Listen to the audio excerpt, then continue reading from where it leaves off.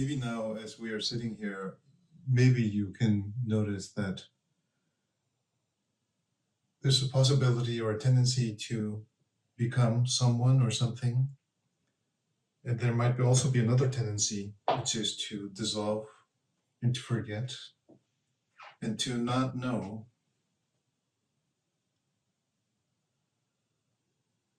It is possible. And then maybe whatever the possibility in between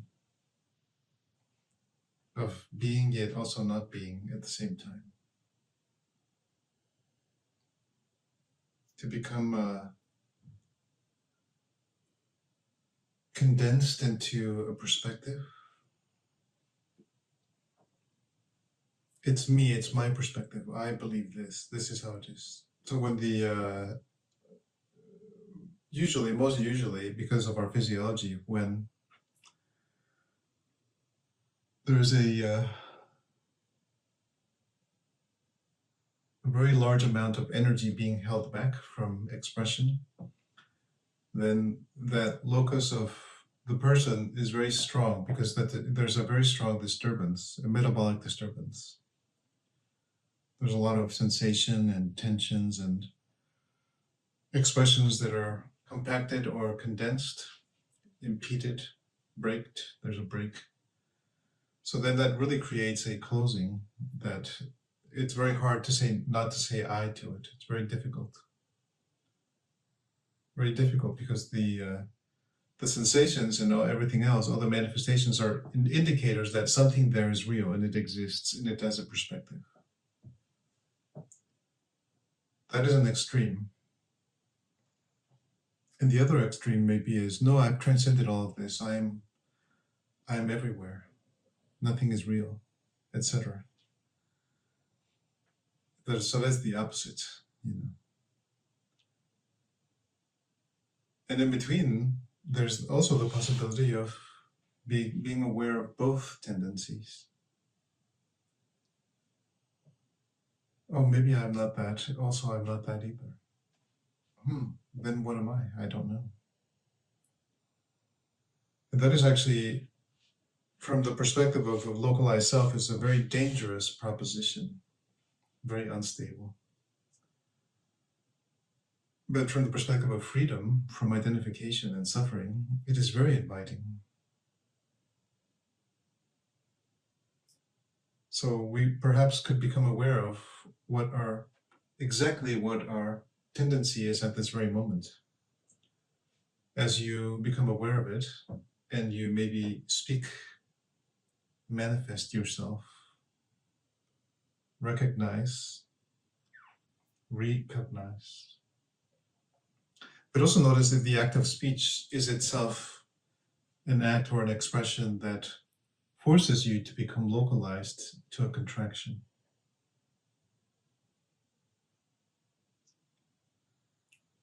Or if there's any hysteria present in you.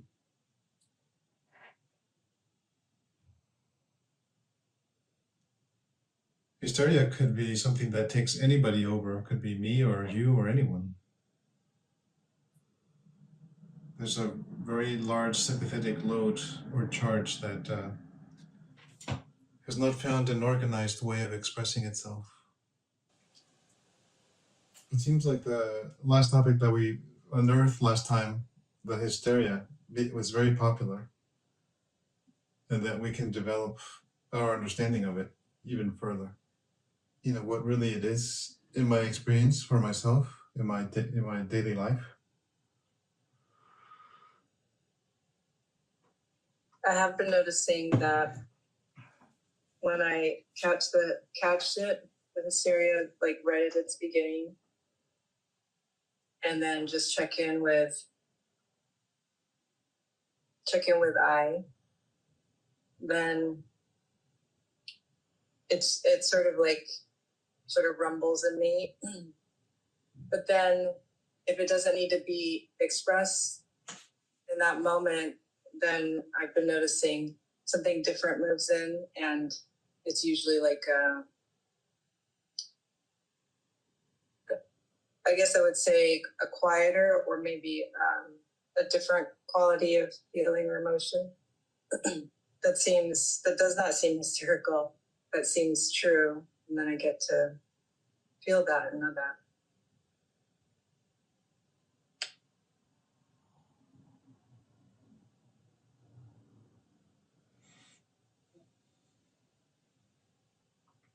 You know, hysteria is just a name. It's a very, in a way,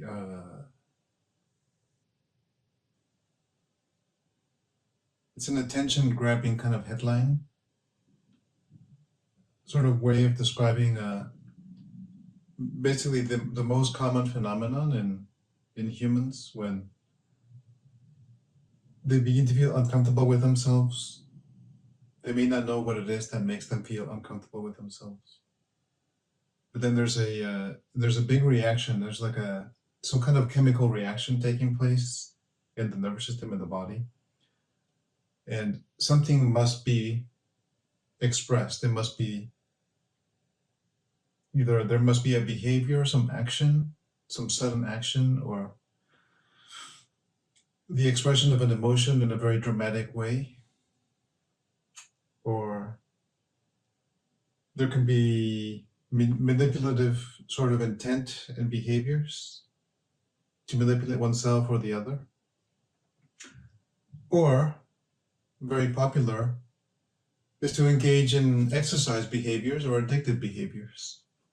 I mean, exercise behaviors that are beyond a certain quality are really just addictive behaviors. Or hobbies actually can be an expression of hysteria. I knew someone that couldn't help but to collect anything they got their hands on. Oh, I will collect coins. I will collect books. I will collect stamps. I will collect coffee machines. I will collect this, that, and the other. And so what matters is not the objects that are collected. What matters is to be engaged in the behavior of collecting, because it is it's helping me to prevent feeling uncomfortable with myself. Or I remember, I think I mentioned that last time, I had a hysterical behavior where I lived on a very large property and I was responsible for everything and to keep it up. And so I would get uncomfortable with myself in the middle of winter, or it was too cold or whatever. I said, oh, I need to go out, and even though it's freezing, I need to go out and chop some trees. I'll get the chainsaw and cut down those trees, break them down and make firewood. Even though you can't, because firewood needs to age, so you can't use firewood that you just cut unless it's a dead tree. So ultimately, I would just injure myself and be bedridden for 2 or 3 days or more. And then my wife at the time, she obviously knew the pattern. She said, okay, no, stay here and talk to me. Tell me what's going on. I said, no, I have to go and do it right now. I'll get in my little car and just drive down the road and look for trees that I could just cut down with the chainsaw and drag with my car. So it was just a very comical situation. Well, comical for if any of you had been there and knew about it. Anybody with any sense could have seen it. My wife didn't like it because then she was the one that was in charge of taking care of me when I got injured.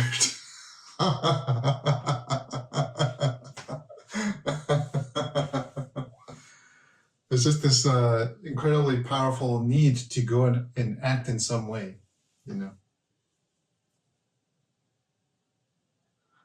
But this action is not really determined by a response to current circumstances. I am not updated in myself, my nervous system, to aliveness, safety, and curiosity before I proceed into this act. But it's not really responding to reality. So even while we're here, we might experience and notice and acknowledge and welcome the experience of hysteria. We can allow ourselves to become hysterical, and then, just as Monique was saying, Do not do anything. Do not believe it. Do not feel it. Do not run away. Just stay. Stay and see what happens. Yeah, it would be nice. Yes. Then it is possible. I want it to know that I'm here. For this, we simply need to notice it, acknowledge it, and then we can welcome it. Without these three preconditions, there's no awareness. To notice how it manifests in the experience of the body, or in the absence of exteroception, or the presence of images that are disturbing. To acknowledge, yes, I am experiencing these disturbances.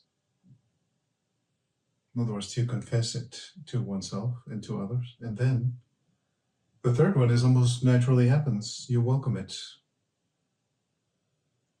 Yes, I notice that you are there like this. I'm acknowledging it by saying it, by feeling it.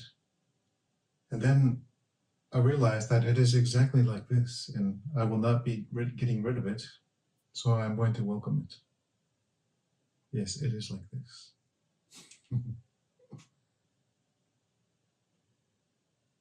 Without any deviation or management.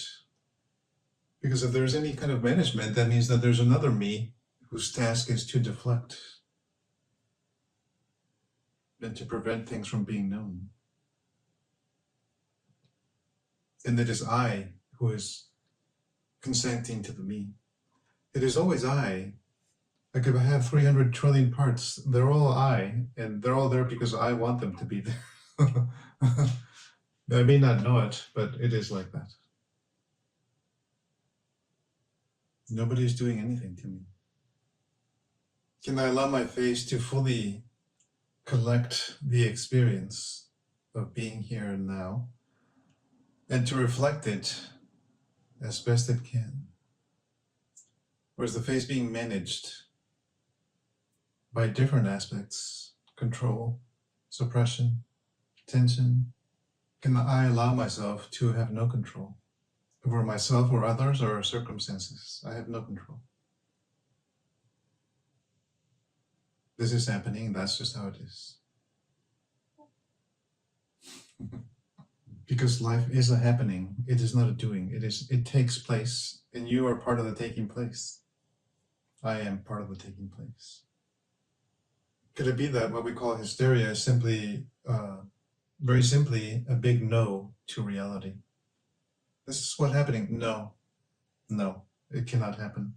I will make it different.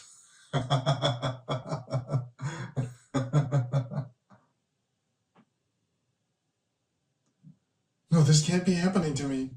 But it is. Right now.